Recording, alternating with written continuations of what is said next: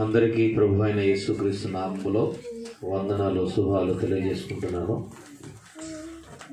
మరి మరొక మారు దైవ సేవకులు పౌలు గారి యొక్క సంఘంలో ఈ దేవక్కపేట గ్రామంలో దేవుణ్ణి ప్రేమించే మీ అందరితో కలిసి ఉండటం నాకు చాలా సంతోషాన్ని, ఆనందాన్ని కలిగిస్తుంది. మళ్ళీ మిమ్మల్ని చూడటం దేవుడు నాకు ఇచ్చిన ఒక మహాభాగ్యం. ప్రియమైన దేవుని వల్లరా, డిసెంబర్ మాసం వచ్చింది అనగానే క్రిస్మస్ సందడి ప్రారంభం అవుతూ ఉంటుంది. డిసెంబర్ ప్రారంభం నుంచే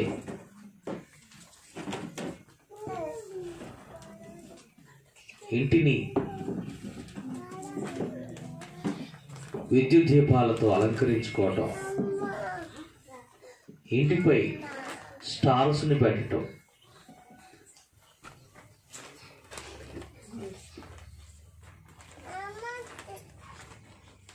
చర్చిలపై స్టార్స్ పెట్టడం, ఇల్లంతా అలంకరించుకునే పనిలో ఉండటం, కొత్త బట్టల కోసం వెతుకులాడటం, షాపింగ్ చేయటం, ఈ సందడి డిసెంబర్ 1 నుంచే ప్రారంభం అవుతుంది. ఎందుకు అంటే డిసెంబర్ నెల అనగానే క్రిస్మస్ నెల, సంవత్సరంలో చివరి మాసం. దీని కారణంగా అందరూ కూడా హడావుడి, పండుగ వాతావరణం, ఆనందంగా ఉండాలి, సంతోషంగా ఉండాలి, హ్యాపీ క్రిస్మస్ చేసుకోవాలి అని ఈ నెల మొత్తం కూడా చాలా బిజీగా ఉంటారు. ఇక ఈ నెలంతా కూడా చాలా క్రిస్మస్లు చేయటం మనం చూస్తుంటాం. 25న పండుగ చేసుకోవటం, దానికంటే ముందు children Christmas, semi Christmas, youth Christmas, ladies Christmas, suppose Christmas, అన్ని క్రిస్మస్ ప్రోగ్రాం లేక వేరే కార్యక్రమాలు ఏమీ ఉండవు. ప్రతి ఇంట్లో కూడా క్రిస్మస్ కూడుక పెట్టుకోవటం, ఇది కూడా మనం చూస్తూ ఉంటాం. వీటన్నిటిని చూస్తున్నప్పుడు మనకేమర్థం కావాలి అని అంటే, మనం ప్రభుని వెంబడిస్తూ ఆయన్ని కొలుస్తున్నామా, పండుగ పేరుతో ఈ కార్యక్రమాలను జరిగించుకుంటున్నామా, ఇది ఆలోచించి అర్థం చేసుకునే ప్రయత్నం చేయాలి. ప్రతి ఒక్కరు కూడా ఒక పండుగ వాతావరణంలోకి వెళ్తున్నారు. ఆ ప్రభు మనసు ఏంటో ఆలోచించకపోవటం బాధకరమైన విషయం.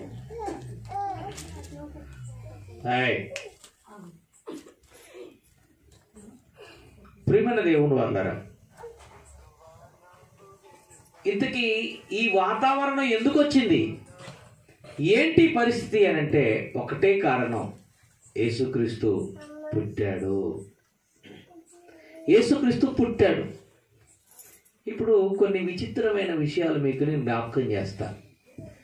క్రీస్తు పుట్టాడు. కేక్ కట్ చేసుకునేది, తినేది క్రీస్తా మనమా? మనమేగా. క్రీస్తు పుట్టాడు. కొత్త బట్టలు వేసుకునేది మనమా క్రీస్తా? మనమే. క్రీస్తు పుట్టాడు. ఇంటిని ఒంటిని అలంకరించుకునేది మనమా ప్రభువా? మనమే. క్రీస్తు పుట్టాడు. కేకులు మేకులు పిండి వంటలు చేసుకుని తినేది మనమా ప్రభువా? ఆయన పేరిట ఎన్నో మనం అనుభవిస్తున్నాం, అవునా కదా? మరి ఏం ప్రభువా, నువ్వు పుట్టావు, మాకు ఇన్ని ఇచ్చావు, ఇంతకీ నీకేం కావాలి పండుగ రోజు అని ఏమైనా అడిగారు? ఎవరైనా అడిగారా? నీకేం కావాలో నాకెందుకయ్యా, నాకేం కావాలో నాకే తెలుసు, నీ గురించి నాకెందుకు అన్నట్టుగా ఉన్నారు. ప్రియమైన దేవుని వాళ్ళరా, మనం ఇన్నిటిని అనుభవిస్తున్నాం, ఇన్నిటిని ఆస్వాదిస్తున్నాం, ఆయన పేరిట ఇన్ని జరిగిస్తున్నాం కదా. ఇంతకు ఆయనకి ఏం కావాలో ఎప్పుడైనా ఒక ప్రశ్న వేసుకొని ఆలోచించారా? ఆయనకేం కావాలో తెలుసా? ఆయనకి నువ్వు ఏమి ఇయ్యనవసరం లేదు. నీ హృదయం ఇస్తే చాలు, నీ హృదయంలో చోటిస్తే చాలు. ఏం కావాలని కోరుకుంటున్నాడు ఆయన? ప్రకటన గ్రంథం 3వ అధ్యాయం 20వ వచనంలో, ప్రకటన గ్రంథం 3వ అధ్యాయం 20వ వచనంలో మాట చూడండి. ప్రకటన గ్రంథం 3వ అధ్యాయం 20వ వచనం, ఇదిగో నేను హృదయమనే తలుపు నొద్ద నిలుచుండి తట్టుచున్నాను. నేను హృదయమనే తలుపు నొద్ద ఉండి తట్టుచున్నాను. ఎవరైనను నా స్వరము విని తలుపు తీసిన ఎడల నేను అతని యొద్దకు వచ్చి అతనితో నేనును, నాతో కూడా అతనును భోజనం చేయదు. అంటే నీతో మాకు భోజనం ఎందుకయ్యా, మాకన్నీ సపరేట్గా ఉన్నాయి, మేము చేసుకుంటాం అన్నట్టుగా ఉన్నది కదా. ఆయన అంటున్నాడు, నేను మీ దగ్గరకు వస్తా, మీ గుండెల్లోనికి వస్తా, మీ జీవితంలోనికి వస్తా. నేను మీతో ఉంటే నాతో మీరు, మీతో నేను, మనందరం కలిసి ఏం చేసుకుందాం? భోజనం చేసుకుందాము అంటున్నాడు ఆయన. అంటే ఇప్పుడు దేవుడు ఏం కోరుకుంటున్నాడు? ప్రతి మనిషి హృదయంలో స్థానం కోరుకుంటున్నాడు. ప్రతి మనిషి జీవితంలో స్థానాన్ని కోరుకుంటున్నాడు. ప్రతి మనిషి జీవితంలోనికి రావాలని కోరుకుంటున్నాడు. ఆయన ఈ లోకంలో పుట్టాడండి, ఆయన మన జీవితంలోనికి రావాలి. ఈ లోకంలో పుట్టి 2000 సంవత్సరాలు అయ్యింది, నీ జీవితంలోనికి రావాలి. ఇంకెంతకాలం కావాలి నీకు? నేను ఈ లోకంలోనికి వచ్చి 2000 దాటిపోయింది, నీ జీవితంలోనికి రావడానికి నీకు ఇంకెన్ని సంవత్సరాలు కావాలి అని ఆయన ప్రశ్నిస్తున్నాడు. అందుకే హృదయం అనే తలుపు నొద్ద ఉండి ఆయన ఏం చేస్తున్నాడు? తడుతున్నాడు. ప్రియమన్న దేవుని వల్ల ఆయన తడుతూ ఉన్నాడు. ప్రతి హృదయాన్ని తాకుతూ ఉన్నాడు, ప్రతి హృదయాన్ని తడుతూ ఉన్నాడు. హృదయం తెరవబడుతుందా అని ఎదురు చూస్తూ ఉన్నాడు. కాబట్టి క్రిస్మస్ అని అంటే అర్థం ఏంటో తెలుసా అండి? క్రిస్టమస్ అంటే క్రీస్తుని ఆరాధించుట అని అర్థం. Christmas, Christ plus mass. Mass అంటే ఆరాధన, క్రీస్తుని ఆరాధించటం అని అర్థం క్రిస్మస్ అంటే. మరి నిజమైన క్రీస్తు ఆరాధన ఏది? నిజంగా క్రీస్తును ఆరాధించినట్లు ఎట్లు అంటే ఆయన్ని మన జీవితంలోనికి ఆహ్వానించటమే నిజమైన ఆరాధన, మన జీవితంలో ప్రారంభించినట్లు. అవునా కదా? నిజమైన ఆరాధనను మన జీవితంలో ప్రారంభించినట్టు ప్రియమన్న దేవుని వల్లరా. అందుకనే క్రిస్మస్ అంటే ఏంటో మరొక మంచి మాట మీకు నేను చూపిస్తాను. పేతురు రాసిన 2వ పత్రిక 1వ అధ్యాయము 19వ వచనం చదువుకుందాం. పేతురు రాసిన 2వ పత్రిక 1వ అధ్యాయం 19వ వచనం. మరియు ఇంతకంటే స్థిరమైన ప్రవచన వాక్యము మనకున్నది, తెల్లవారు వేకువ చుక్క మీ హృదయములో ఉదయించు వరకు ఆ వాక్యము చీకటి గల ప్రతి చోట వెలిగిచ్చు దీపమై ఉన్నది. దాని యందు మీరు లక్ష్యమించిన ఎడల మేలు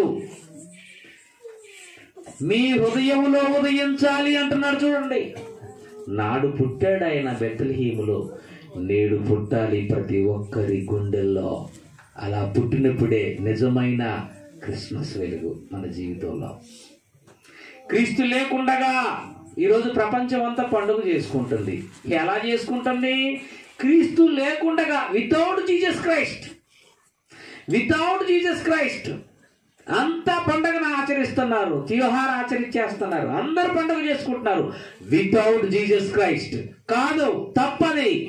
విత్ జీసస్ క్రైస్ట్, యేసుతో కలిసి, యేసును మన జీవితంలోనికి ఆహ్వానించి, యేసుక్రీస్తుని మన హృదయంలోనికి ఆహ్వానించి పండుగ చేసుకో, ఆనందించు. ఆయనే అన్నాడుగా, నేను మీ ఎద్దకు వస్తాను, నాతో మీరును మీతో నేనును కలిసి ఏం చేద్దాం, భోజనం చేద్దామని ఆయన అంటే, అయ్యో ప్రభు నువ్వు మాలోకి వచ్చేస్తావా, మాలోకి వచ్చేస్తే మా బుర్ర తింటావు, కాబట్టి నువ్వు బయటే ఉండు, మేము మాత్రం ఏం చేసుకుంటాం, పండుగ చేసుకుంటాం, పిండి వంటలు చేసుకుంటాం, బాగా బిర్యానీ వండుకుంటాం, కొత్త బట్టలు వేసుకుంటాం, ఓ హ్యాపీ క్రిస్మస్ చెప్పుకుంటాం, గ్రీటింగ్ చెప్పుకుంటాం, ఇంటిని అలంకరించుకుంటాం, ఒంటిని అలంకరించుకుంటాం, అన్నీ అలంకరించుకొసుకుంటాం, నువ్వు మాత్రం బయటే ఉండు, మేము అన్నీ చేసుకుంటాం. ఇదేమన్నా బాగుందో చెప్పండి, ఇదేమన్నా బాగుందో చెప్పండి. యేసుతో కలిసి చేసుకుందాం ఏదైనా, యేసుతో కలిసి చేసుకుందాం ఏదైనా. ప్రియమైన దేవుని వాళ్ళారా, ప్రపంచానికి అర్థం కాని క్రిస్మస్ ఇదే. అర్థం కాలే హ్యాపీ క్రిస్మస్, హ్యాపీ క్రిస్మస్. ఆ ఒక్కరోజైనా హ్యాపీ? దేవుల్లో ఉన్నవాడికి ప్రతిరోజు హ్యాపీనే. పిలుపు పత్రిక 4వ అధ్యాయం 4వ వచనం, పిలుపులకు రాసిన పత్రిక 4వ అధ్యాయం 4వ వచనం, ఎల్లప్పుడూ ప్రభువునందు ఆనందించండి, మరలా చెప్పుదును ఆనందించండి. ప్రభువులో ఉంటే ప్రతిరోజు పండగే, ప్రభువులు లేకపోతే క్రిస్మస్ రోజే పండుగ. మీకు అర్థమవుతుందమ్మా? అమ్మా అర్థమవుతుందా నా భాష? మీకు అర్థమవుతుందా? క్రీస్తులో ఉంటే ప్రతిరోజు పండగే, క్రీస్తులో లేకపోతే క్రిస్మస్ రోజే పండగ. అది పండగ కాదు, పెద్ద దండగ. అది పండగ కాదు దేవుని దృష్టిలో, అది పెద్ద దండగ. వితౌట్ జీసస్ క్రైస్ట్ నువ్వేమైనా చేయి, యేసు లేకుండా అంతా వృధా, అంతా వృధా ప్రయాస. క్రీస్తులో ఉండి చేసుకో, క్రీస్తులో ఉండి చేసుకో. అసలు విషయం ఏమిటంటే, క్రీస్తులో ఉండి చేసుకుంటే ఆ ఆనందం వేరు. అది లోక సంబంధమైన ఆనందం కాదు. దేవుడిలో ఉన్న ఆనందం వేరు, లోకంలో ఉన్న ఆనందం వేరు. లోకంలో ఉన్న ఆనందాన్ని దైవికమైన ఆనందంగా భావించేసి అందరూ ఓ మేము చాలా హ్యాపీగా ఉండాం అనుకుంటున్నారు. తప్పండి. దేవుడిలో ఉండే ఆనందం వేరు. దేవుడిలో ఆనందం ఎలా ఉంటుందో ఒక మాట మీకు నేను చదివి వినిపిస్తాను. లూకాసు వార్త 10వ అధ్యాయము 23వ వచనం చదువుకుందాం. లూకాసు వార్త 10వ అధ్యాయము 23. అప్పుడు ఆయన యేసుక్రీస్తు 21 చదువుకుందాం. ఆ గడియలోనే యేసు పరిశుద్ధాత్మయందు ఆనందించి, తండ్రి ఆకాశమునకు భూమికి ప్రభువా, నీవు జ్ఞానులకు వివేకులకును ఈ సంగతులను మరుగు చేసి పశుబాలురైన మాకు బయలుపరిచినావని నిన్ను స్తుతిస్తున్నాను. హ్యాపీ మూల్లో ఉన్నాడు యేసుక్రీస్తు. హ్యాపీ మూల్లో ఉన్నాడు, హ్యాపీ మూల్లో ఉన్నాడు. ఏమని, ఎందుకు హ్యాపీ మూల్లో ఉన్నాడు?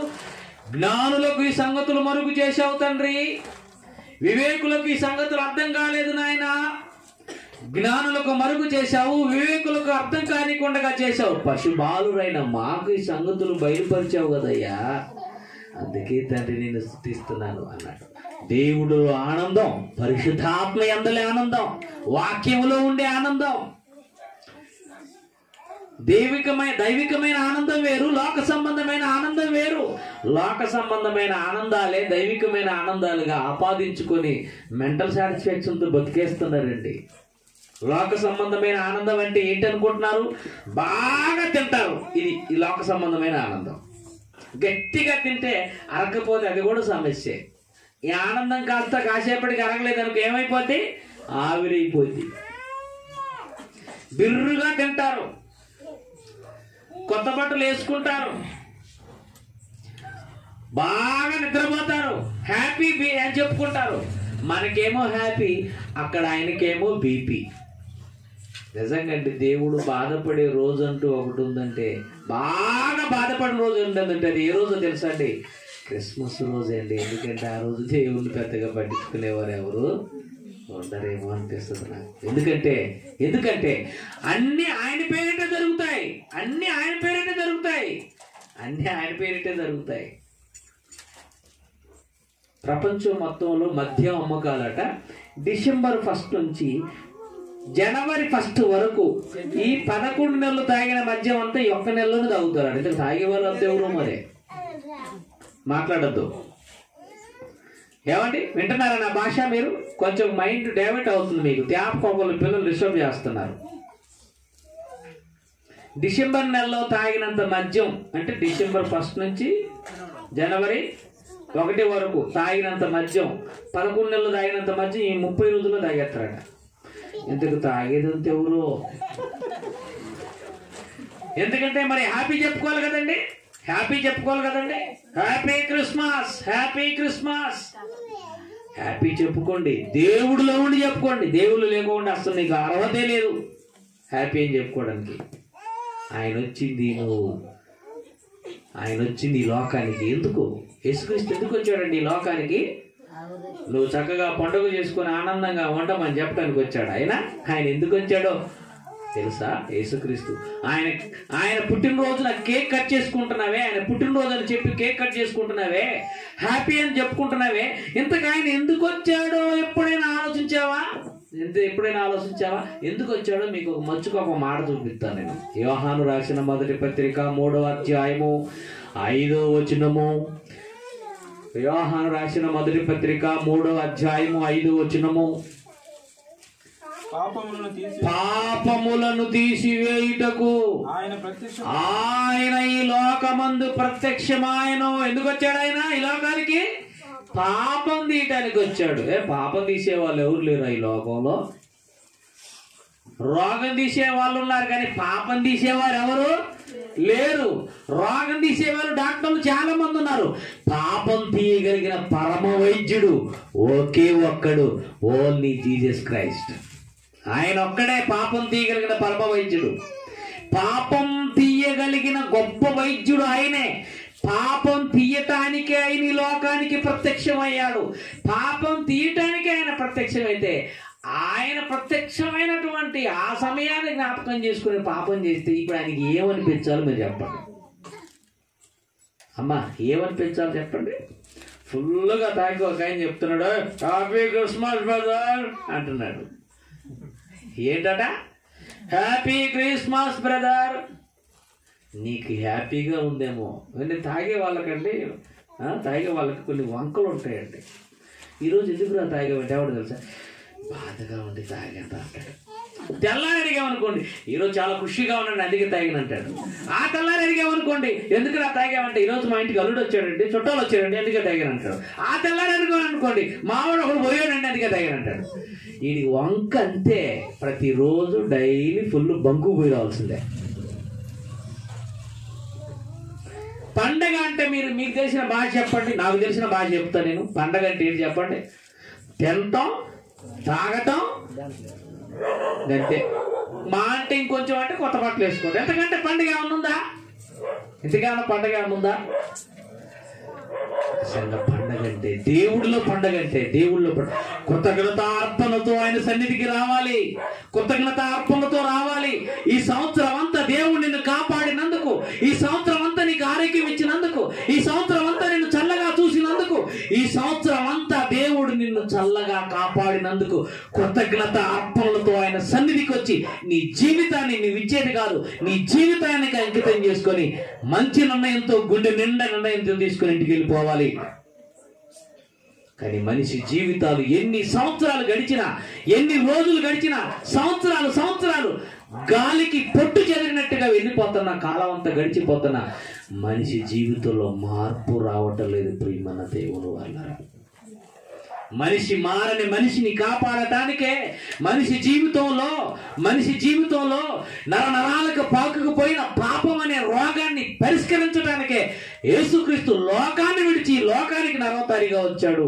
అలాంటి ఆయన ఈ లోకానికి వచ్చిన సమయాన్ని కూడా జ్ఞాపకం చేసుకొని పాపం చేస్తే ఇక ఆయనకి ఎలా ఉంటుంది చెప్పండి, ఎలా ఉంటుంది చెప్పండి. కాబట్టి పండుగతో పాపం వద్దు, పండుగ పేరిట పాపం వద్దు. చాలా మంది అలాగే ఉన్నారు ప్రియమైన దేవుని పిల్లలారా, చాలా మంది అలాగే ఉన్నారు. మన దేశంలో కష్టం నయం, కానీ పాశ్చాత్య దేశాల్లోకి వెళ్ళిపోతే క్రిస్మస్ హడావుడి నవంబర్ మాసం నుంచి స్టార్ట్ అవుతుందండి. ఒక అమ్మాయి నెట్లో వేలం పెట్టింది, తన దేహాన్ని వేలం పెట్టి అంటుంది, నేను క్రిస్మస్ సెలబ్రేషన్ చేసుకోవాలి, నా దగ్గర డబ్బులు లేవు, నేను నా దేహాన్ని వేలం పెడుతున్నాను, ఎవరైనా వచ్చి వెలకట్టి నన్ను అనుభవించవచ్చు, ఆ డబ్బుతో నేను క్రిస్మస్ సెలబ్రేషన్ చేసుకుంటా అంటుంది. ఎంత దారుణం, ఎంత దారుణం. యేసుక్రీస్తు వచ్చింది పాపమును తీయటానికి. కాబట్టి నీ పాపం పరిష్కరించాడా? పరిశుద్ధుడిగా నువ్వు మారావా? నీ జీవితంలో ఆ పాపాన్ని యేసు రక్తంలో నువ్వు కడిగేసుకున్నావా? యేసు కుమారుడిగా కుమార్తెగా నువ్వు మారిపోయావా? దేవుని బిడ్డగా నువ్వు మారిపోయావా? నిజంగా క్రిస్మస్ వెలుగు నీ జీవితంలో ప్రవేశించినట్లే. అది లేకోకుండా ఎన్ని సంవత్సరాలు నీ జీవితంలో గతించిపోయినా అంతా వృధా ప్రయాస, వృధా ప్రయాస. ఆలోచించండి, యేసుక్రీస్తు ఈ లోకానికి ఎందుకు వచ్చాడు? నువ్వు పిండి వంటలు చేసుకోమని చెప్పడానికి కాదు ఆయన వచ్చింది. కొత్త బట్టలు ధరించుకొని హ్యాపీగా ఉండమని చెప్పడానికి కాదు ఆయన వచ్చింది. నీ ఇంటిని ఒంటిని అలంకరించుకోమని చెప్పుకోవడానికి కాదు ఆయన వచ్చింది. వచ్చింది నీ పాపం తీయడానికి. ముందు దాన్ని తీసేసుకో, ఆ తర్వాత కొత్త బట్టలు వేసుకో. ముందు దాన్ని తీసేసుకో, నీ ఇంట్లో ఏం చేసుకుంటావో చేసుకో. ముందు నీ పాపాన్ని తీసేసుకో. ఏవైనా చేయటానికి, నీతిగా ఏవైనా చేయడానికి సిద్ధపడు. ఇది ముందు పోకోకుండా నువ్వు నీ జీవితంలో ఏం చేసుకున్నా అంత దేవునికి ఇష్టమైనదే, ఇష్టమైనదే. ఆలోచించండి. కాబట్టి యేసుక్రీస్తు ఈ లోకానికి వచ్చింది పాపమును తీయటానికి. అపోస్తల కార్యాల గ్రంథం 3వ అధ్యాయం 26వ వచనం. అపోస్తల కార్యాల గ్రంథం 3వ అధ్యాయం 26వ వచనంలో చూడండి ఎంత మంచి మాట రాస్తున్నాడో, ఎంత మంచి మాట రాస్తున్నాడో. దేవుడు తన సేవకుణ్ణి పుట్టించి మీలో ప్రతి వాని దుష్టత్వముల నుంచి మళ్లించుట వలన మిమ్మల్ని ఆశీర్వదించను. ఆయన్ని మీదటిగా మీ యొద్దకు పంపించేశాడు. మీలో ఉన్న దుష్టత్వం నుంచి మళ్లించడానికే యేసుక్రీస్తు ఈ లోకానికి వచ్చాడు. నీ ట్రాక్ మార్చడానికి, నీ బ్రతుకును మార్చడానికి. పాతాళ లోకానికి జారిపోతున్న నిన్ను, పాప బంకిలంతో నీ జీవితం దేవునికి అవిధేయంగా ఉంటుంటే దాని నుంచి కాపాడటానికే యేసుక్రీస్తు ఈ లోకానికి వచ్చాడు. దుష్టత్వం నుంచి మళ్లించుట వలన నిన్ను ఆశీర్వదించటానికి వచ్చాడు యేసుక్రీస్తు. ఆశీర్వాదం అనగానే మనులు మానేకాలు అనుకోమాకండి, డబ్బులు అనుకోమాకండి. ఆశీర్వాదం అనగానే పరిశుద్ధులుగా మారి నిత్య జీవంలోనికి ప్రవేశించడం నిజమైన ఆశీర్వాదం. నిజమైన ఆశీర్వాదం అదే. నీకు ఎన్నో ఈ లోకంలో ఉన్నాయి, కానీ నీకు పరలోకం రాదు. నువ్వు ఇంకెందుకు చెప్పండి అవన్నీ, చెప్పండి. అవునా కదా? ఎంతో మంది ఉన్నారు భూమి మీద గొప్ప గొప్పగా బతుకుతున్న వాళ్ళు ఎంతో మంది ఉన్నారు. పివి నరసింహారావు గారు మనందరికీ తెలుసు, 16 భాషల్లో ప్రావీణ్యం కలిగిన భాషా ప్రావీణ్యుడు. ఆయన చచ్చిపోతే మన తెలుగు రాష్ట్రంలో తీసుకొచ్చి గంధపు చెక్కలతో తగలబెడుతున్నారు. ఇలా నిప్పట్టించేసారు, ఏటోలాటో వెళ్ళిపోయి ఇలాగ వర్షం పడిపోయింది. శవం పార్థివ దేహం సరిగా కాళ్ళే. అది పెద్ద వైరల్ అయింది ఆ సమయంలో. దేహాన్ని కూడా సరిగా బూడిద చెయ్యని దౌర్భాగ్య స్థితి. దేశ ప్రధాని అయితే ఏంటి, ఏమైతే ఏంటి, ఆయనకి ఎన్ని ఉంటే ఏంటి, ఎంత భాషా పరిజ్ఞానం ఉంటే ఏంటి, బహుముఖ ప్రజ్ఞాశాలి అయితే ఏంటి, ఎవరైతే ఏంటి, యేసు లేకుండా చచ్చిపోతే నీ జీవితం చాలా ప్రమాదంలోకి వెళ్ళిపోతుంది. ఏదో ఒక రోజు యేసు నీ జీవితంలో ప్రవేశించాలి. ఆయన లోకంలోనికి ప్రవేశించి 2020 సంవత్సరాలైంది. నీ జీవితంలోనికి ప్రవేశించి ఎన్ని సంవత్సరాలైందో ఒక్కసారి ప్రతి ఒక్కరు ఆలోచించుకోవాలి. ప్రియమైన దేవుని వాళ్ళరా, యేసు లేకోకుండా ప్రపంచంలో ఎన్నో జరుగుతున్నాయి. యేసు లేకోకుండా ఎన్నో జరుగుతున్నాయి.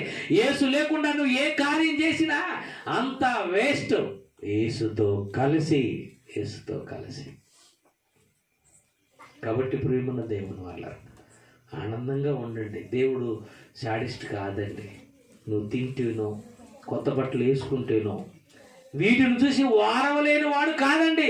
ఆయన వారవలేనిది ఏమిటంటే ఆయన జీవితంలో నువ్వు నీ జీవితంలో ఆయన లేకపోతే నిన్ను సహించుకోలేకపోతున్నాడు. నీ జీవితంలో ఆయనకు స్థానం లేకపోతే నిన్ను భరించలేకపోతున్నాడు. ఆయన జీవితంలో నీ జీవితంలో ఆయనకు చోటు లేకపోతే అది తట్టుకోలేకపోతున్నాడు ఆయన.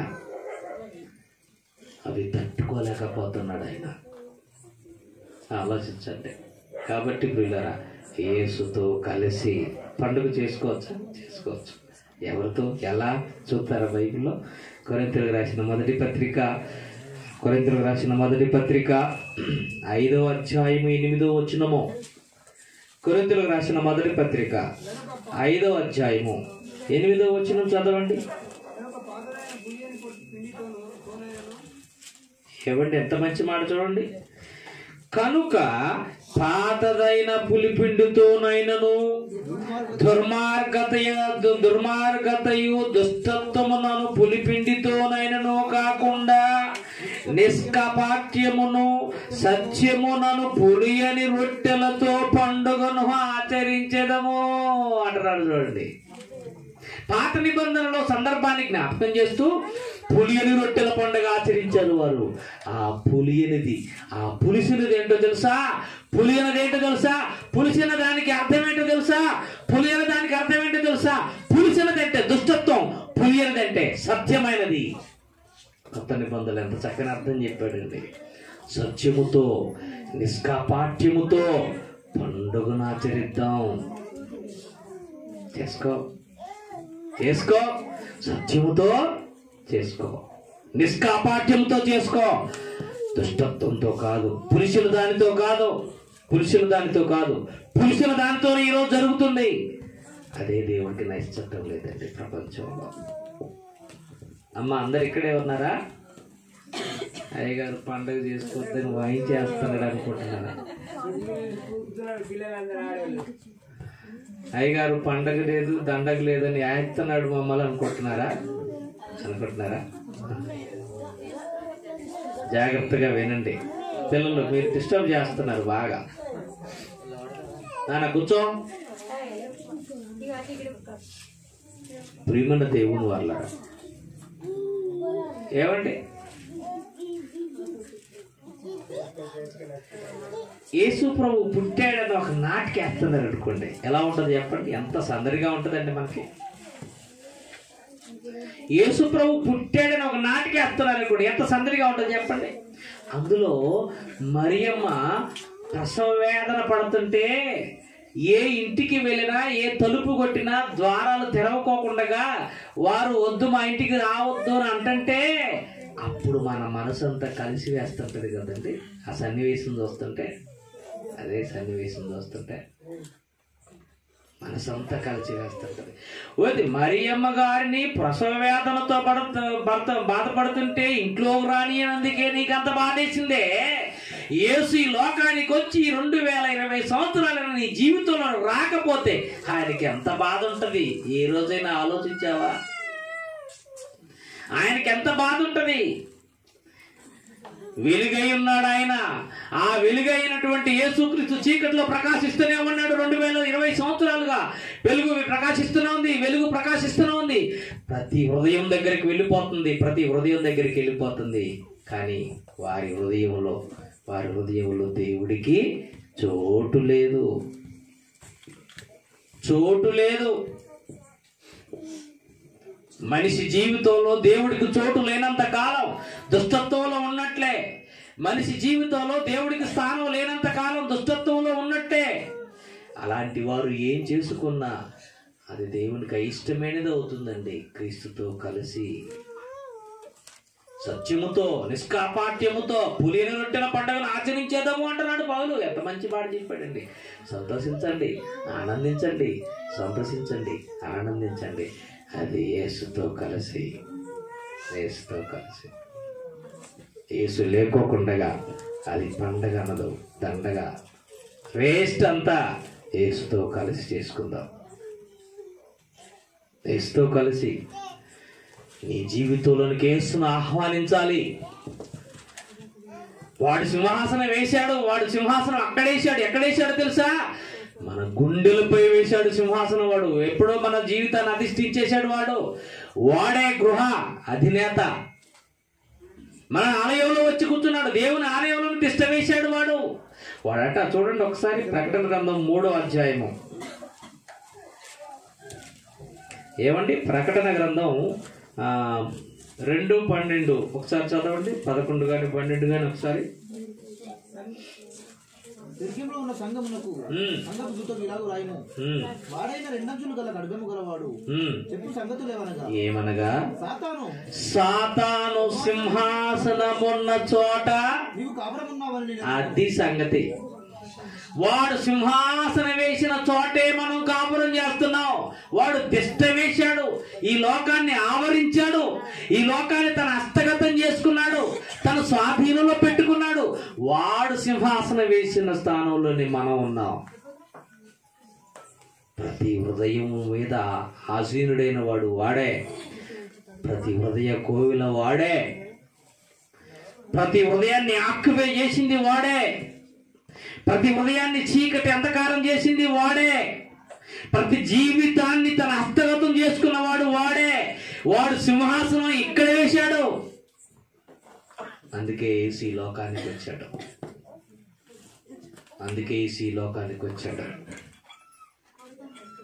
హృదయమైన తలుపునంతా ఉండి ఆయన తట్టుతున్నాడు. అమ్మా, నీ హృదయం తీస్తావా? నాయన, నీ హృదయం తీస్తావా? నీ హృదయం తీస్తావా? నీ తలుపు తీస్తావా? నీ హృదయమైన తలుపు తెరుస్తావా? తలుపు తెరువు అని 2020 సంవత్సరాలుగా కేక వేస్తుంది ఒక స్వరం. ప్రతి హృదయాన్ని తాకుతుంది ఒక స్వరం. ఆ స్వరమే యేసుక్రీస్తు, వాక్యమై ఉన్న దేవుడు. దశలోనిక సంఘానికి పౌలు గారు పత్రిక రాస్తూ 2వ అధ్యాయము 2 నుంచి 4 వచనాల వరకు ఏమంటున్నాడు చూడండి. ఏది దేవుడు అనబడునో, ఏది పూజించబడునో దానంతటిని వాడు ఎదిరించుచు, దానంతటికి పైగా తన్ను తానే హెచ్చించుకొనుచు దేవుని ఆలయములో కూర్చుండును గనుక ఏ విధంగా నేను ఎవడు నిన్ను మోసపరచనీయకోకుండా చూసుకోండి అన్నాడు. వాడు దిష్ట వేస్తున్నాడు ప్రతి మనిషి జీవితంలో, ప్రతి హృదయంలోనికి వాడు వచ్చేసాడు. కాబట్టి అమ్మా, హ్యాపీ క్రిస్మస్ చెప్పుకుంటారా? చెప్పుకోండి. యేసుతో కలిసి. కొత్త బట్టలు వేసుకుంటారా? వేసుకోండి. యేసుతో కలిసి. పండుగ ఆచరిస్తారా? ఆచరించుకోండి. సత్యముతో, నిష్కాపాఠ్యముతో, దుష్టత్వం లేనిదిగా ఆలోచించండి. ఒక ఆయనట పండగ రోజు, పండగ ముందు నుంచే ఏం చేశాడు తెలుసాట? ఇంటి మీద స్టార్ పెట్టాడట. రోజు ఇంట్లో బారు పెడతాడట. ఈ స్టార్ ఎందుకు పెడతారండి మీరు చెప్పండి? యేసు పుట్టాడని అదేగా చిహ్నం. ఆయన పుట్టినప్పుడు ఏమనిసింది? నక్షత్రం దారి చూపించింది జ్ఞానులకు. అది చూసి ప్రకృతిలో ఆ స్టార్ వెలవటాన్ని చూసి, ఒక నక్షత్ర గమనాన్ని చూసి ఒక లోక రక్షకుడు పుట్టాడు అని నిజంగా వాళ్ళ రీసెర్చ్ మైండ్కి హ్యాట్సప్ చెప్పాలండి. తూర్పు దేశపు జ్ఞానులకి. దేవుడు బైబిల్ ఇస్తేనే యేసుని తెలుసుకోలేకపోతున్నాం మనం. ఆ నక్షత్రాన్ని చూసి లోకానికి వాళ్ళ రక్షకుడు పుట్టాడని ఆ నక్షత్రాన్ని వెంబడించారంటే నిజంగా జ్ఞానులంటే వాళ్ళండి. వాళ్ళేనండి. వాళ్ళకి ఎలా తెలిసింది లోకరక్షకుడని? యోధా దేశానికి వెళ్ళిపోయి యూదులకు రాజుగా పుట్టినవాడు ఎక్కడున్నాడని ఆ దేశపు రాజుని అడిగారంటే యూదులకు రాజు అన్న సంగతి కన్ఫర్మ్ చేసుకున్నారు. అంటే ఏంటి వాళ్ళకున్న బుర్ర, ఏంటి వాళ్ళకున్న జ్ఞానం? నాకప్పుడు బైబిల్లో ఒక మాట దేవుడు చూపించాడండి.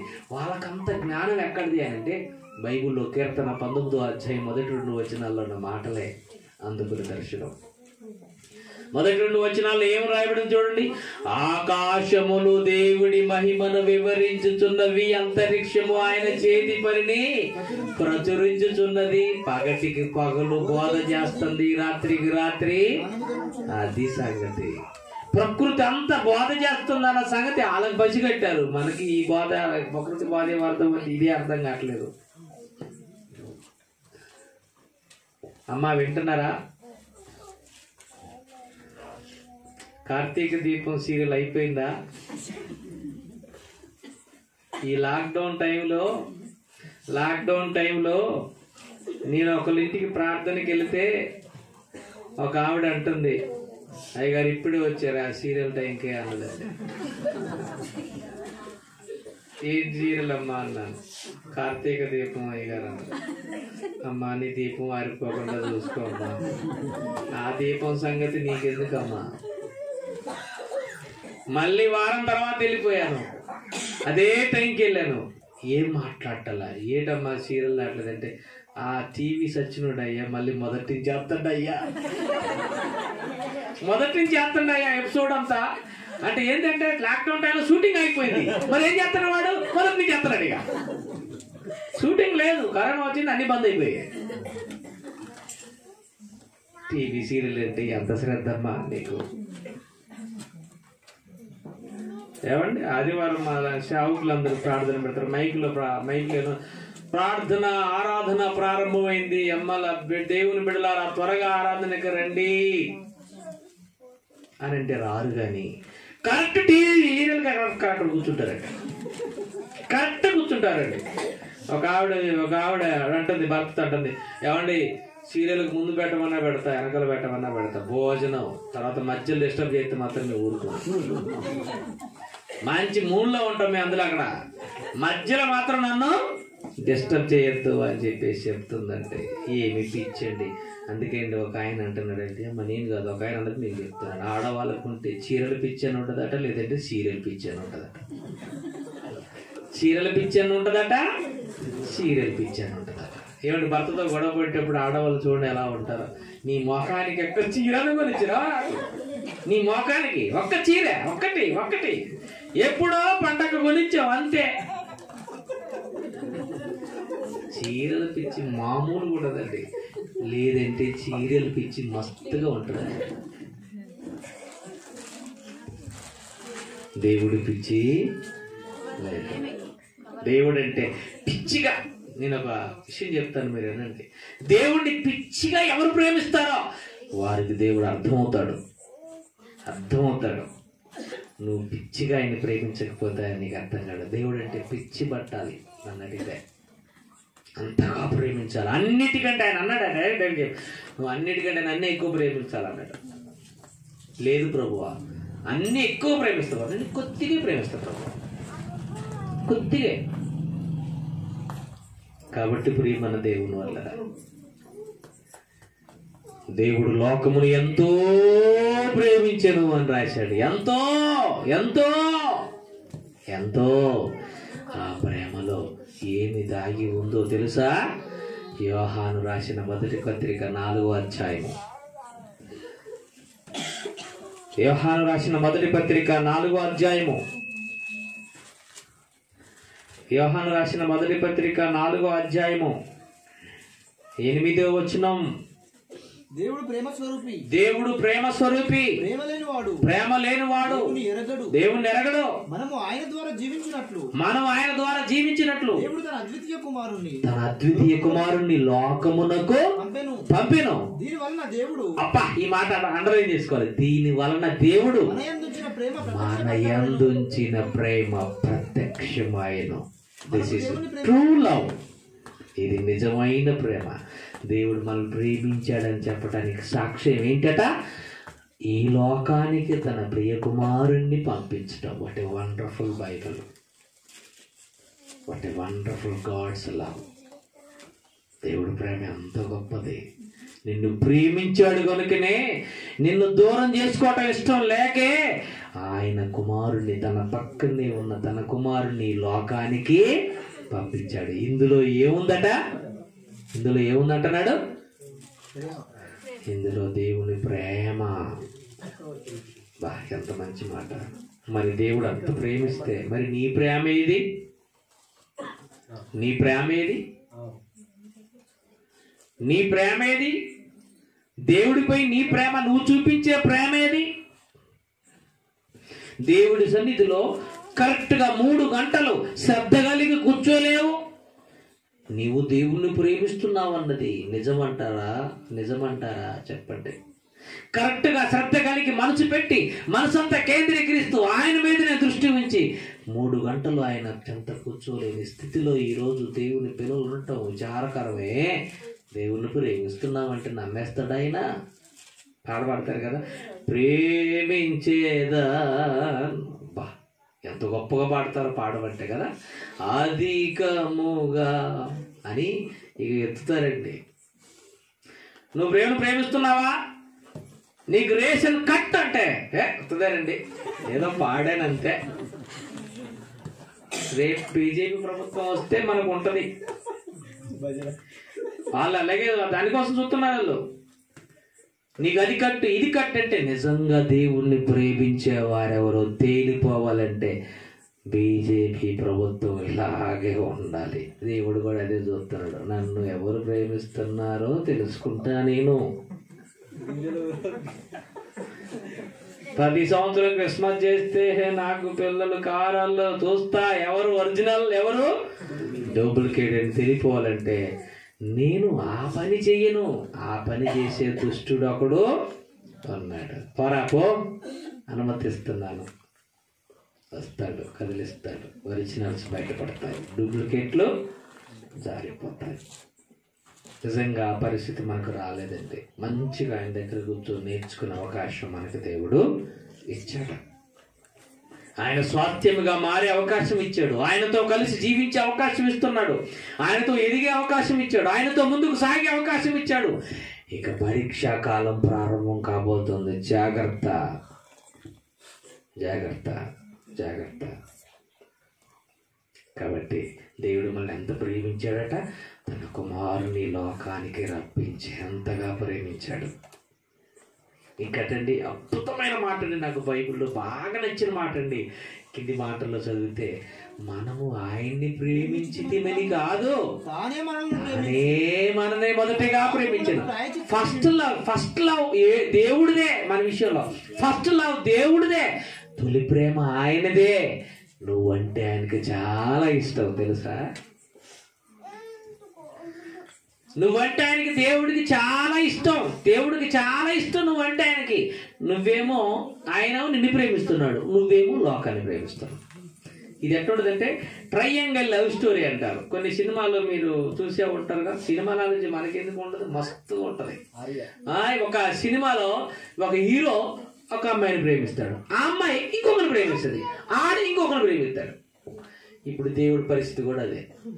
ఆయన మనల్ని ప్రేమిస్తున్నాడు, మనమేమో డబ్బుని, లోకాన్ని, బంగారాన్ని, వెండిని, కనకాన్ని, అన్ని దుష్టత్వాన్ని బాగా మస్తుగా ప్రేమిస్తున్నాం. ఆయన మాత్రం ప్రేమించలేకపోతున్నాం కదండి. మనం ఆయన్ని ప్రేమించటం కాదట, ఆయనే మనల్ని మొదటిగా ప్రేమించారు. నాకు బైబిల్ నచ్చిన మాట, బాగా నచ్చిన మాట అదేనండి. ఎందుకు తెలుసా, నా దేవుడు నేను ప్రేమించకపోయినా నన్ను ప్రేమించాడు. అందుకే గాలి, నీరు, ఆహారం, భోజనం, వస్త్రాలు అన్ని ఆయన తెలుసుకోకపోయినా పెట్టాడు, ఆయన తెలుసుకోకపోయినా ఇచ్చాడు. తెలుసుకోవటానికి యేసుక్రీస్తుని లోకానికి పంపాడు. ఆయన వచ్చింది ఎన్నో కారణాలు ఉంటే ఆ కారణాన్ని చూపించేసి క్రిస్మస్ అని పేరు పెట్టుకొని పండుగతో, దుష్టత్వంతో నువ్వు తిని తాగి ఆనందిస్తున్నావు నా కుమారుడా, నాకు మాత్రం నీవు దగ్గర కావటం లేదు. ఇది తండ్రి యొక్క ఆవేదన. ప్రియమైన దేవుడి పిల్లలారా, తండ్రి యొక్క ఆవేదన ఆలోచించండి. కాబట్టి దేవుణ్ణి మనం ప్రేమించాలి, మనమే ప్రేమించాలి. ఆయన ఎంతో ప్రేమించి ఎన్నో చేశాడు. ఇక మనం ప్రేమించవలసిన సమయం ఆసన్నమైంది. మనం ప్రేమించామని ఎలా తెలుస్తుంది? ఆయన మనం ప్రేమించాడన్న సంగతి మనకు అర్థమైంది. మనం దేవుని ప్రేమించామని మనకెలా తెలుస్తుంది? యోహాను రాసిన మొదటి పత్రిక 5వ అధ్యాయము. యోహాను రాసిన మొదటి పత్రిక 5వ అధ్యాయము 3వ వచనం, మనం ఆయన ఆజ్ఞలను గైకొనుటయే మనము ఆయన ఆజ్ఞలు గైకొనుటయే దేవుని ప్రేమించుట. అది సంగతి. దేవుని ప్రేమించామని ఎలా తెలుస్తుందమ్మా? అమ్మా వింటున్నారా? దేవుని ప్రేమించామని ఎలా తెలుస్తుంది? మనం ఆయన ఆజ్ఞలను గైకొనుటయే దేవుని ప్రేమించాం. మీరు భార్య భర్తలు ఉన్నారు, మీరు ఫ్యామిలీ, మీ భర్త మాట నువ్వు వింటున్నావంటే ప్రేమ అన్నట్లేక, చెప్పిన దానికల్లా రివర్స్ చేస్తున్నావంటే ఏదో తేడా ఉందన్నమాట అర్థం, అంతే కదా? భర్త కూడా భార్య చెప్పినట్టుగా వినాలి. భార్య చెప్పినట్టుగా, ఏమంటే నాకు అది కావాలండి, మరి వెళ్తున్నాడు టౌన్కి వెళ్తున్నాడు, ఏదైనా తీసుకురామని చెప్తే మరి ప్రేమ ఉంటే ఏం చేస్తాడు? ఒక ఆయన తాజ్మహలే కట్టించాడు, మరి పూలు తెమ్మంటే తేడా, పూలు తెమ్మంటే తేకపోతే ఇంకేం ప్రేమ చెప్పండి? ప్రేమించినట్ట కాదు కదండి. కాబట్టి పూలు తెమ్మంటే పూలు తెమ్మాలి, అవసరమైతే బంగారం తెమ్మంటే బంగారం తేవాలి, అవసరమైతే వడ్డానం తెమ్మంటే వడ్డానం. ప్రేమ ఉంటే తెస్తాడు, ప్రేమ లేకపోతే లేదు.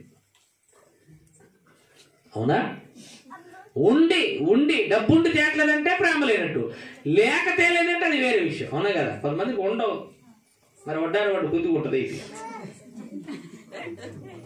కమ్మలు అమ్మంటే ఓకే, ఏదో అప్పు చేసింది అతను 10,000 15,000 రూపాయలు, 15,000 పెడితే వస్తాయి కమ్మలు, పట్టుకొస్తాడు. మరి వడ్డానం తెమ్మంటే లక్షలు, అసలు దాడి చేయడమే పెద్ద కష్టం. మా ఇంటి పక్కనే ఒక ఆవిడ ఉంటుందండి, పక్కింటి ఆవిడ ఏం చేసిందంటే తాడు తెప్పించుకుంది భర్తతో. తాడు తెప్పించుకుంటే ఈ ఇంట్లోకి యువతలు ఇంటి ఆవిడ భర్త ఇంటికి రాగానే సౌండ్ చేస్తుంది. ఏంది సౌండ్?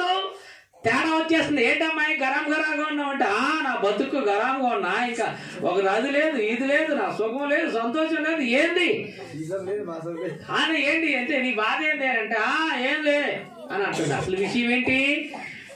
పక్కింటి ఆవిడ తాడు తెచ్చుకుంది. కొంతమంది ఉంటారండి ఎలా ఉంటారు చెప్పమంటారా?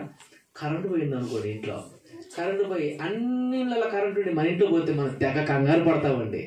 ఒక్కసారి కరెంట్ అన్నిలో పోయిందండి, ప్రశాంతంగా ఇంత సైకోస్ మనమంతా. మన ఇంట్లో మాత్రమే పోయి పక్కింట్లో ఉందనుకోండి, వాడి ఇంట్లో ఉంది నా ఇంట్లో లేదు, వాడి ఇంట్లో ఉంది నా ఇంట్లో లేదు. ఇదే కదండి మన సైకాలజీ. మొత్తం పోయింది అనుకోండి, ఏ గొడవ లేదు, అమ్మ అందరికి పోయిందిలే.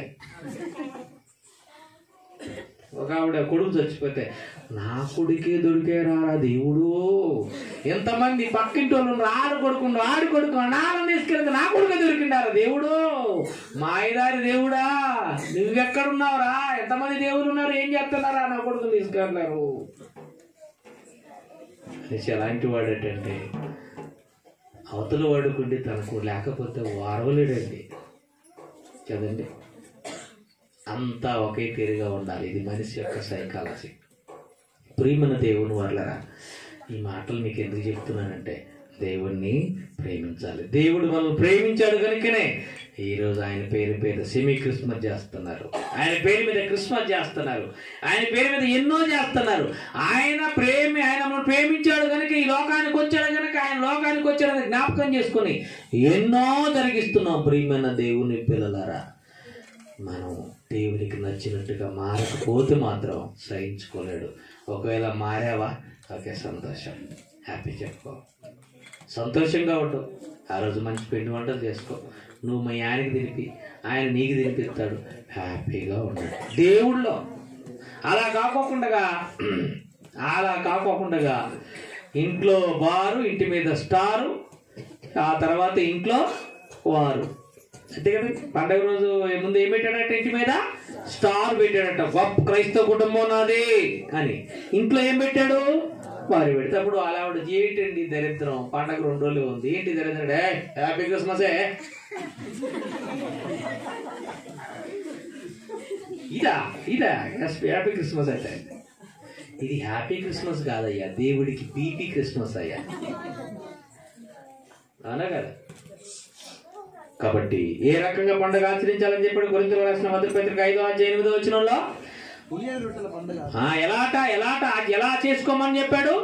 సత్యముతోను నిష్కాపట్యముతోను పులియని రొట్టెల పండుగను మనము సత్యంతో, వాక్యంతో. సత్యం అంటే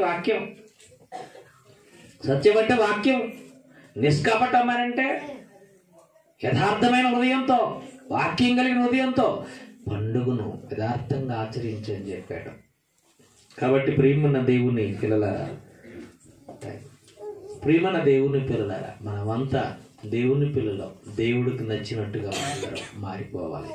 దేవుని మాటలు వింటున్న ప్రతిసారి నిజంగా మనమంతా ఆయన్ని ఆయనకు అనుకూలంగా, ఆయనకు నచ్చినట్టుగా మనందరం మారిపోవాలి. అదే తండ్రి అయిన దేవుడు కోరుకుంటున్నాడు. మనం మనకు నచ్చినట్టుగా జీవిస్తూ ఎన్ని సంవత్సరాలు గతించిపోయినా దానివల్ల ప్రయోజనం లేదు. ప్రియమైన దేవుని పిల్లలారా, మనందరం మారాలి. మన జీవితం చూసి మరొకరు మారాలి. అందుకనే రోమపత్రిక 12వ అధ్యాయము, రోమిలకు రాసిన పత్రిక 12వ అధ్యాయం 1వ వచనంలో ఏమంటున్నాడు చూడండి. 1వ వచనంలో 1 నుంచి 2 వచనాలు ఏమంటున్నాడు చూడండి. కాబట్టి సహోదరులారా, పరిశుద్ధమును దేవునికి అనుకూలమునైన సజీవ యాగముగా మీ శరీరములు ఆయనకి సమర్పించండి. మిమ్మల్ని బతిమలాడుకొనుచున్నాను, ఇట్టి సేవ మీకు యుక్తమైనది. మీరు ఈ లోక మర్యాదను అనుసరించక ఉత్తమమును దేవుని అనుకూలమును సంపూర్ణమునై ఉన్న దేవుని చిత్తమేదో పరీక్షించి తెలుసుకున్నట్లు మీ మనసు మారి రూపాంతరం పొందండి. మనసు మారి రూపాంతరం పొందండి. మారిన బ్రతుకులు కావాలి. ఆయనకి మారిపోవాలి. మనమంతా ఎన్ని సంవత్సరాలు గతించిపోతున్నాయి, ఎన్ని క్రిస్మస్ సంవత్సరాలు గతించిపోతున్నాయి, ఎన్ని సంవత్సరాలు వెళ్ళిపోతున్నాయి. 2021 ముగింపులో ఉన్నాం. ఇక మరి దగ్గరలోకి వచ్చేస్తున్నాం. కొత్త సంవత్సరానికి అడుగు పెట్టబోతున్నాం. ఏది నీ మారిన జీవితం, ఏది నీ మారిపోయిన బ్రతుకేది? ఆ తండ్రి నీ మార్పు కోసం ఎదురు చూస్తున్నాడు. రూపాంతరం పొంది నువ్వు మారిపోవాలని, నూతన పరచబడాలని ఆ తండ్రి ఎదురు చూస్తున్నాడే. ఏది నీ మార్పు అని రాత్రి దేవుడు మనందరినీ ప్రశ్నిస్తున్నాడు. కాబట్టి హ్యాపీగా ఉందాం, దేవుల్లో సంతోషంగా ఉందాం. కానీ అది దుష్టత్వంలో ఉండి కాదు, దేవుడిలో ఉండి మాత్రమే. అందుకని దేవుడిలో ఉన్నవాడికి ప్రతిరోజు పండుగ. ఎవరైనా క్రిస్మస్ పండుగ ఈరోజు హ్యాపీగా ఉండదంటే ఆయన ఒక్కరోజు ఆనందంగా, మిగతా రోజు ఆనందంగానే ఉంటాం. వాక్యాన్ని బట్టి ప్రతిరోజు ఆనందం, ప్రతిరోజు పండుగే. ఎవరికి? నిజంగా దేవుల్లో ఉన్నవాడికి ప్రతిరోజు పండుగే. దేవుళ్ళు లేని వారి క్రిస్మస్ 25 రోజు మాత్రమే పండుగ. ఇప్పుడు మీరు ఆలోచించుకోండి, రోజు ఆనందంగా ఉంటారా? ఆ ఒక్కరోజే ఆనందంగా ఉంటారా? నిజంగండి, ఆ రోజు 24 రాత్రి క్రిస్మస్ ఆరాధన జరుగుతుంది. అందరూ కొత్త బట్టలు వేసుకుని వస్తుంటారండి. ఇక వచ్చి ఇటు దొరుకుతుంటారు. నాయజుడు ఒకళ్ళ బట్టలు ఒకళ్ళు చూపించుకోవడమే, ఇక ఎగ్జిబిషన్ లాగా అయిపోద్ది అంతా. అవునా?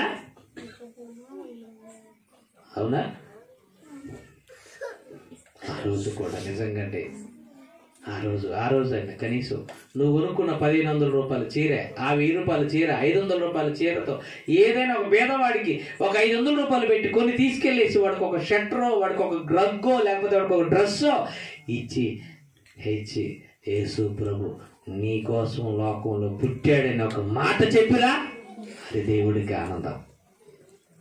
కానీ అలాగే చేస్తాడు మన స్వార్థపరులు. అంటే ఆ రోజు క్రిస్మస్ ఆరాధన కృతజ్ఞత అర్పణలతో దేవుడి దగ్గర రమ్మంటే 5 రూపాయలు టంగు అని కైనేస్తాం. ఒంటి మీద మాత్రం 10 చీరతో రెడీ కూర్చుంటాం. ఆడ 5 రూపాయలు మాత్రమే అక్కడ ఏం చేస్తాం? కానుక సమర్పించేస్తాం. 1500 రూపాయల చీరతో ఒంటి మీద దిట్టగా కనపడతాం. అదే 1000 రూపాయల డ్రెస్తో మగాళ్ళు అయితే 1000 రూపాయల డ్రెస్తో కనపడతారు. వాళ్ళు 10 రూపాయల నోటు తీసి అందులో వేస్తారు. ఇక లాస్ట్కి క్రిస్మస్ ఆరాధనలో వచ్చిన కానుకలు అంటే 10 రూపాయల నోట్లు ఇన్ని కట్టగా పడతాయి అయ్యగారికి. 100 రూపాయల నోట్లు, 500 రూపాయల నోట్లు అస్సలు కనిపించవు. ఎందుకంటే అంత గొప్పగా కృతజ్ఞత అర్పణలతో వచ్చారు దేవుని సంఘం అంతా. అంత గొప్పగా వచ్చారు. ఈ సంవత్సరం అంతా దేవుడు నిన్ను కాపాడి నిజంగా అన్ని విషయాల్లో ఒత్తిడి చేసి నేను రక్షించి ఆరోగ్యం ఇచ్చి ఆయుష్ ఇచ్చి మంచిగా పని చేసుకోవడానికి శక్తినిచ్చి బలాన్ని ఇస్తే చివరికి దేవుడికి సమర్పించేది ఏంటది? చిల్లర ముష్టివాడికి పడేసినట్టు పడేయటం. ఇలాంటి జీవితాలు దేవుడికి నచ్చవు. ప్రియమైన దేవుడు పిల్లలు. అందుకే ఇందాక చూపించాను, మీరు మీ దేహాలు దేవుడికి సమర్పించండి, మారు రూపాంతరం పొందండి, మనసు మారి అని చెప్పాడు. కాబట్టి క్రిస్మస్ అని అంటే క్రీస్తును ఆరాధించడం, యేసును మన జీవితంలో కలిగి మన వాక్య ప్రకారంగా జీవించటమే నిజంగా ఆరాధించడం, నిజంగా ఆరాధించడం. ఆయన మన జీవితం లేకోకుండా ఏది చేసినా అది ఆరాధన అవుతుంది, అవమానించటం అవుతుంది. కాబట్టి ఆయన్ని కలిగి మీరు చేయండి, ఆయన్ని కలిగి మీరు చేయండి, కలిగి చేయండి. అదే నేను మీ అందరి నుంచి కోరుకుంటున్నాను. మీరు ఇలా చేస్తున్నారనేది కాదు నా ఉద్దేశం, ఇలా చెయ్యమని చెప్పాడు అని దేవుని మాటలు మీకు నేను తెలియజేశాను. ఒక మంచి సంఘ కాపరిని మీకు ఇచ్చాడు దైవ సేవకులు పౌలు గారు బాగా నేనంటే బాగా ఇష్టపడతాడు. నేను వయసులో ఆయనకంటే చిన్నవాడినే, కానీ నన్నంటే బాగా మాత్రం ఇష్టపడతాడు. మరి మిమ్మల్ని అందరిని చూస్తున్నప్పుడు నాకు చాలా సంతోషంగా ఉంది. చాలా సమయాలు మీ దగ్గరికి వచ్చాను. ముఖ్యంగా ఈ ఇంటి కుటుంబం, ఈ ఇంట్లో చాలా రోజులు 3 రోజులు మీటింగ్ అప్పుడు కూడా ఇక్కడే ఉన్నాను. చాలా సంతోషం. రాజన్న వాళ్ళ పెద్దన్నయ్య గారు, మరి వాళ్ళ వదినమ్మ గారు, మరి స్వయాన వారి చేతులతో చేసి భోజనం పెట్టిన దినాలు, రోజులు మాకు జ్ఞాపకం వస్తూ ఉంటాయి. అప్పుడప్పుడు పౌలు గారితో గడిపిన సమయం, ఎక్కడున్న బిడ్డలతో గడిపిన సమయం అంతా మాకు గుర్తుకొస్తుంది. అవి చూసి మేము ఆనందిస్తూ ఉంటాం. అదే దేవుడు నిజమైన ఆనందం. నేను రక్త సంబంధులతో గడిపే సమయం కంటే దేవుని పిల్లలతో గడిపే సమయం ఎక్కువ. ఆ ఆనందం సంతోషం, దేవుని పిల్లలతో గడిపినప్పుడు ఉండే ఆనందం సంతోషం, అది దేవుడు నాకు ఇచ్చిన గొప్ప ఆనందం. నా ఇంట్లో ఫంక్షన్లకు కూడా మా కుటుంబ సభ్యులు పిలిచిన ఫంక్షన్లకు కూడా పెద్దగా వెళ్ళనండి. నేను మీటింగ్ ఉందంటే వెళ్ళిపోతానండి. నాకు అర్థమైంది దేవుడు అంటే ఏంటో, నాకు పిచ్చి పట్టింది దేవుడు అంటే ఏంటో, దేవుడిలో ఆనందం ఏంటో నాకు అర్థమైంది. అందుకే అక్కడ అది ఆస్వాదించడానికి నేను వెళ్తాను. మీరందరూ అలాగా ఉండాలని, గొప్పగా ఈ ప్రాంతంలో సేవ జరిగించాలని మనస్ఫూర్తిగా కోరుకుంటూ, ఈ మంచి అవకాశం ఇచ్చిన మరి పౌలు పాస్టర్ గారికి, మా సోదరులు రాజు గారికి, మరి నరేష్ అన్న గారికి, అదేవిధంగా భాస్కర్ అన్న గారికి, సేవకులందరికీ, మీ అందరికీ కూడా వందనాలు తెలియజేసుకుంటూ, దేవుడిలో నిజమైన క్రిస్మస్ వెలుగు కలిగి జీవించాలని మనస్ఫూర్తిగా కోరుకుంటూ